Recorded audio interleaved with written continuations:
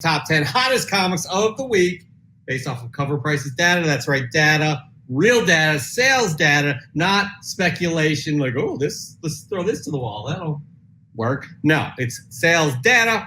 We are not sponsored by Cover Price, but we use them as a tool to measure the market. And this week, Chris, it is an interesting week. There are some mainstays. There's actually one mainstay that will not go away. It's incredible, but we'll get to that in a minute. Let's just get into the top 10 hottest comics of the week right now. And that is right here. All right, at number 10, we have The Me You Love in the Dark, the Skottie Young 1/25 cover. 9 is Red Room number 3, Jim Rugg, Teenage Mutant Ninja Turtle homage 1/15. Ghost Rider number 1, first appearance at the end of Catch. Guys, this is my Ghost Rider. I fell in love with Ghost Rider from this series. Mark Teixeira, excellent work. At number 7, we have Ghost Rider number 28. First cameo, The Midnight Suns. It's just a rumor, guys. It's not confirmed. Am I right, Chris? Moon Knight at number 6, we have Moon Knight number 1. At number 5, we have The Nice House on the Lake. Will not go away. At number 4, we have Infinite Crisis number 5, the first appearance of Jamie Reyes as the new Blue Beetle. If you're watching the show last week, you know why this is on here. At number 3, we have Infinite Crisis number 3, first appearance of Jamie Reyes. At number 2, we have Superman number 4, the first appearance of Bloodsport. You all know why that's the case. And at number 1, we have Spider-Man Unlimited. Number 1, the first appearance of Shriek. Chris, I like this list. I do like this list. A lot of interesting things going on here. But as we get into it each and every week, you pick the 3 most interesting. They may not be like the books that you're most interested in. What you find interesting could be like, this is an anomaly. This makes no sense. So let's have at it. What is your first most interesting pick of the week, which is not an anomaly? All right, guys. Number 3 on the list. I had to pick it. I had to pick this book, The Nice House on the Lake. Number 1. It's not going away, and I've been giving a shout out to it every time I see it, but I'm like, but I'm not picking it. I had to 5 straight weeks. I do believe it's like the 7th overall because when it came out, it hit the top 10, and I think it stayed for a couple weeks, and then it disappeared for 1 week, but then it came back, and it has not gone away. Even in its 5th straight week, this last week, it had a 107% increase in sales, trending $175 for CGC high 9.8. So, the price on it isn't extreme yet, but I mean, come on, this is a newer book that is almost hitting that $200 mark for a 9.8. That says something. But the fact that this book continues to move. I did a video this week about horror. It was about Marvel horror books, 5 Marvel horror books to invest in for under $100. That was the video. But I talked about in that video the fact that the horror genre is absolutely nuts right now. And I'm happy to see DC on the Black Label take the approach they did with this. I think there's so much that comic book publishers and creators can do right now, even when it comes to Marvel, bringing in the horror genre into the MCU. But when we look at these books, it's just, it seems like, I don't know if this was long overdue or, it's like why there's this influx and just demand right now. I'm reading a couple things from Boom, Proctor Valley Road. That's one that I'm in, and I'm not even somebody that's been a horror fan of, movies or anything my whole life. I did read Goosebump books as a kid. Those were cool, right? But I had to give this love. The horror genre is doing things that I think goes without saying. It's hard to really put a finger on it. I hope that this demand for the horror genre continues to evolve and grow, and we shall see. But much props to DC with what they did with Nice House on the Lake. Yeah, 100%. Tini's got his own thing going on now, though. I think he's leaving DC and joining another publishing company. Yeah, I did read that. Yeah, something to look into as well. All right, Chris, you have a second book on here that is your second most interesting pick. Can you tell us what that book is and why? All right, this book. There's 2 books on this top 10 list pertaining to this character, and I picked one of them, Infinite Crisis number 5. Now, this is the first appearance of Jaime Reyes as the Blue Beetle. Number 3, which was also on the top 10 list, is the first appearance of Jaime Reyes. Why did I pick this book, you ask? Well, because it feels good to know that when you talk about a book, you being me, when I talked about a book and it shows up and I'm like, yeah, not to throw it in your face or be cocky or anything like that, but I just love the fact that a year ago or so, before we had any announcement, I was talking about this book, saying if the DCEU or Warner Brothers and DC does a live action Blue Beetle, they have to go with Jaime Reyes. It has to be the case. And I talked about this book. I didn't talk about issue number 3. I talked about issue number 5. Why?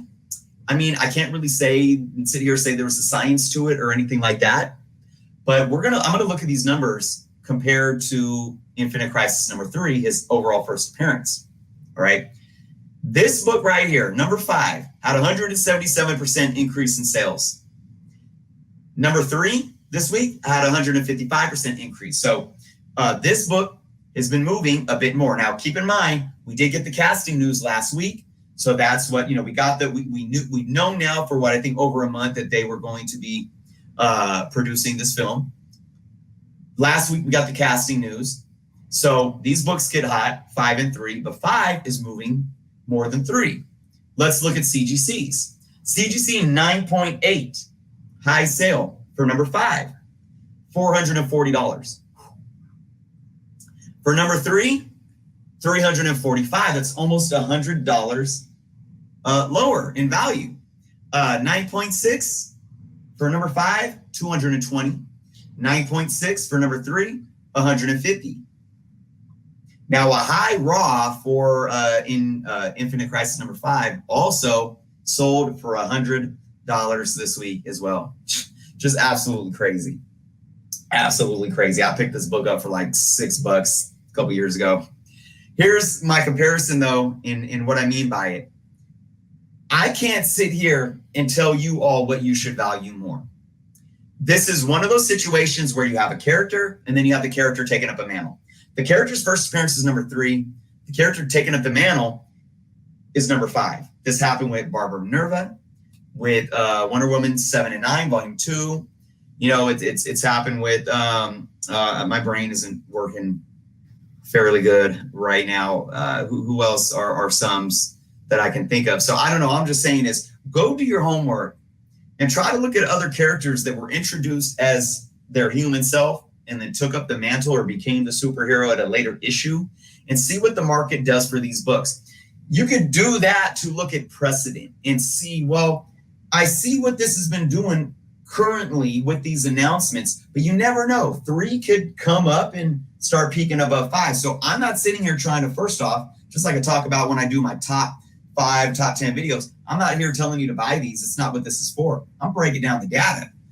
But if you are in the market to go buy these and you're looking at which one should you buy over the other one, well, what do you intrinsically value? Do you care about the first appearance of the character more, Jaime, or do you care about the first time they turn into the Blue Beetle? Ask yourself that and then go spend your money wisely. If you're only in it, or maybe a big part of why you're in it is to invest in what you think is going to give you a better return on investment in the long term, or maybe in the short term because you want to flip, you got to look at what's happened in the past. You got to study the market, look at precedent, look at these other characters that have these 2 different types of first appearances. And it might be able to help you see which book is better to invest in if you're only looking at one. For me, if you're looking at investing in them, buying both of them could save you a headache. But another thing, though, is that with movie hype, especially with DC, you got to dive into it, understanding the risk involved. Because while all types of movie hype and live action hype, there's always a formula, usually. You get your peaks, you get your dips, but then they usually continue to increase over time, right? Especially with Marvel in the Marvel Studios because of the success that they've had. DC hasn't had that track record. Look at Barbara Minerva. That book has dipped off a large percentage because of the lack of, I don't want to say the failure of the Wonder Woman 84 film, but the lack of enthusiasm of viewers, and a lot of people were disappointed in that. This could be a situation where we get this film and people are disappointed and people just stop caring about this, so be cautious of what you're doing right now. But I like number 5 because it is absolutely booming. DC books are getting some love, and it's passing his first appearance, and that's something to talk about. By the way, I need to correct myself. I said Jamie Reyes, it's Jaime. Second of all, you're right. The DC books do not keep value. They spike, then they come back down, and then they become not irrelevant, but definitely not where they were at the peak. You can see that actually right now with the Michael B. Jordan Val Zod, talk. Those books have just dropped big time. So just keep an eye. Do your research. Know right now. We're not saying that this is going to be like this is the trend. This was what it'll always be. But right now, Marvel Comics not only keep their value, they increase in value. DC, it's peaks and valleys at this point. And I think once their media properties really start getting a foothold and improving in quality, I think you're going to see that volatility. Is that where we want to look? Chris, you're the businessman. Oh, absolutely. And, I just did a video too. Well, no, I did it in my live show. Was it last week? Where I looked at, because somebody was coming at me saying, don't invest in movie spec. And I'm like, hold on. Yeah. First off, be ahead of the curve. So if you're specking on Jaime Reyes and Blue Beetle, you should have been doing it months ago, right? Yeah. But actually, even with Marvel, you said it over a year ago. I remember specifically. Yeah. Yeah, and but even with Marvel books, there's trends there where things are cool off. It's like, people move their money elsewhere. So you'll still, even like I brought up, in that stream, I brought up Marvel failures like Phoenix. And now I know that's not Marvel Studios, but that movie overall was a failure. It was not received well. And that obviously X-Men 101, the first appearance of Phoenix, is an iconic, early Bronze Age book already, but it dipped down, but then it continued to go up. And if you look at where it was more than 5 years ago, I don't remember the numbers, but I think it's like 400% increase. Who knows? It's something big. Yeah. And even with the Taskmaster thing that just happened, everyone is like, oh, what they did with Taskmaster was horrible. I don't want that book. Don't buy that book. The book hasn't even moved. It hasn't even it's just so, and even if it dips down a little bit, you talk about setting new ceilings. It's interesting though, that even the Barbara Minerva books have dipped so much, they still though sit above a ceiling to where they were before the movie announcement and casting. Fair. I mean, she may come back, but that movie was terrible. All right. Anyways, interesting. And I'm psyched to see a Blue Beetle. I think that'll be awesome. I think that'll be great. But moving on, you got your third and final pick, your most interesting pick off of this top 10 list. What is it, Chris, and why? Well, this pick is kind of speaks to the opposite of what we were just saying. I brought up the Blue Beetle and said, okay, look at what these books are moving right now. DC doesn't have a lot of success, a lot of bombs, a lot of negative public perception, and then the books just completely cool off and take a huge loss from that increase that we saw once there was an announcement or whatever. This is the different situation, and this gives me hope. My number one pick is Superman number 4, the first appearance of Bloodsport. And this, I'm telling you, this is completely different than my number 2 pick, and I'm going to tell you why. First off, let's look at the numbers, though. Let's look at the cover, John Byrne. Oh, yeah. 130% increase in sales over the last week. A CGC high, 9.8, $375.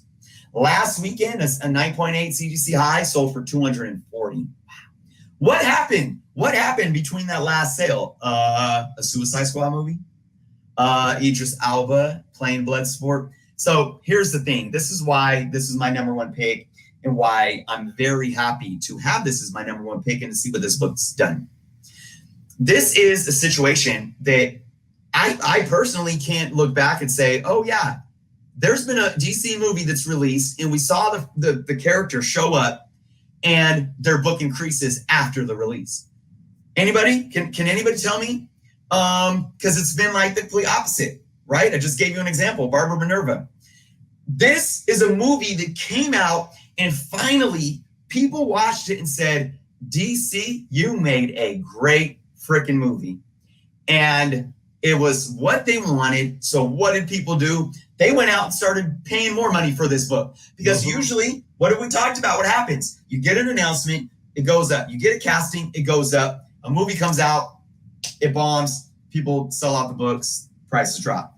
This book is going up after the movie release. Now, again, will it stay at these highs right now? You know, I'm sure there'll be some cool-off periods. But believe me, Idris Elba did his thing, and he really made this character. And regardless of the cool-off after the movie, you know, kind of goes away or whatever, this is going to be one of those where it's peaking so high right now that natural ebb and flow, cool-off period, probably won't be that much.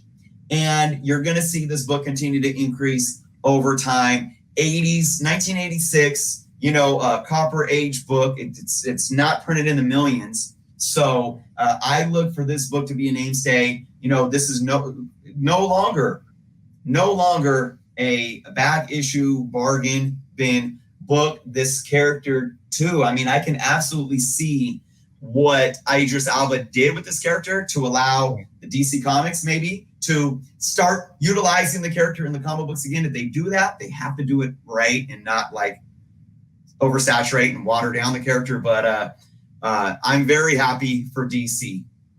Very, very happy for DC and the success of this film and seeing what it's doing for this book. It's funny that, you know, that goes against what we were just saying about DC's peaks and valleys. You know, it goes to show you when you make a good film, and he was an obscure character, to be honest. Like, I had this issue. I love John Byrne. I love that Superman run. It was shocked to hear that he was going to be a character in the film. But, man, Idris Elba nailed that role. It was just great. The costume, it looks awesome. That full, you know, he's just a cool character on film. So, again, I think what you just said, exactly right. And it's not going to be one of those books that you're going to find for less than $15 anymore, you know? So. Absolutely. So, yeah, I hope this changes the game, because it's not to take away what you were just saying, Jeff. I was saying it too. It's true. And that's why I said, is this the first time that we've seen this happen? You know, I'm sure there's big keys, you know, like when we knew we were getting a DCEU and, you know, with the success of Wonder Woman and even the success of Aquaman, you know, you got to think that a lot of people that have the money, you know, look at that and want to still go and invest in those, you know, even Golden Age. Remember, all these characters have first appearances in the Golden Age, but even some of their Silver Age keys, you know, they continue to increase in value, but that's different. DC, in terms of Warner Brothers and the DCEU, hasn't had success bringing in these newer these lesser characters or the newer characters in and having success with them. And again, prime example, Barbara Minerva. Another example was the first Suicide Squad movie, and many of the players that showed up there. There was no positive effect of any of these characters showing up and, you know, doing much of anything to these books. So for this one to happen, that's awesome. I'd like to see what happens with like Peacemaker, see if some of those will hold. And it's going to be interesting because we have that Peacemaker series coming early next year. Hopefully we'll see a Bloodsport appearance. Who knows? I mean, but I thought Cena was excellent in that film too. That character, so many twists and turns in that film. It was, I really enjoyed that film. It was well done. That goes to show you what happens when you have a film that's well done. It does well for all of these other properties, these other media pieces of media, which, you know, what I'm not making any sense right now, but you know what I'm talking about, comic books. So anyways, that there though ends our top 10 hottest comics of the week. We'll have a new and interesting list this next week, but I have to point out, Chris, this has got to be a first from the two guys that hate DC. Me and you, that's not true. Oh yeah. Yep. These are 3 DC books that you picked right here. Yeah. Yep. All 3 books. No Marvel, nothing. We hate DC, right? Yep. Absolutely. That's not true. Anyways, all right, right there. Again, that ends the top 10 hottest comics of the week.